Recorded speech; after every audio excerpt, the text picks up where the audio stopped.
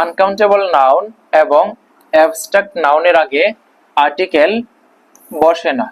মনে রাখতে হবে আনকাউন্টেবল নাউন এবং অ্যাবস্ট্রাক্ট নাউন এর আগে সাধারণত আর্টিকেল বসে না, তবে যদি অফ দ্বারা নির্দিষ্ট করা হয় তাহলে আর্টিকেল দি ইউজ হবে। অর্থাৎ এই অ্যাবস্ট্রাক্ট নাউন এবং আনকাউন্টেবল নাউনের আগে আমরা আর্টিকেল বসাবো না, তবে আনকাউন্টেবল নাউন এবং অ্যাবস্ট্রাক্ট নাউনের পরে যদি অফ থাকে, অফ প্রিপজিশনটা যদি থাকে, তাহলে আমরা এই নাউনগুলোর আগে আর্টিকেল দি ইউজ করব।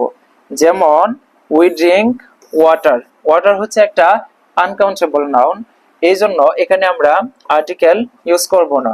তারপর যে দিস ইজ, তারপর হচ্ছে ওয়াটার অফ যমুনা, এখানে হচ্ছে ওয়াটার আনকাউন্টেবল নাউন হওয়া সত্ত্বেও তারপর অফ কথাটা আছে বা প্রিপজিশনটা আছে, এজন্য আমরা এখানে দা ইউজ করব, অর্থাৎ this is the water of Yamuna. তারপর হচ্ছে 3 নম্বর বাক্যে আমরা যদি লক্ষ্য করি তাহলে এখানে লেখা আছে দিস ইজ কল্ড অনেস্টি। এই অনেস্টি হচ্ছে একটা অ্যাবস্ট্রাক্ট নাউন, এই জন্য আমরা তার আগে আর্টিকেল ইউজ করব না।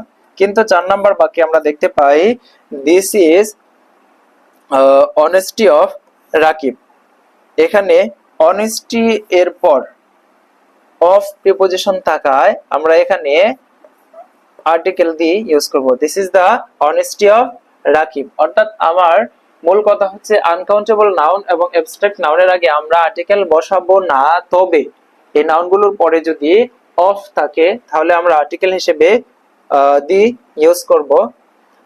তারপর যে রুলসটা আমরা আলোচনা করেছি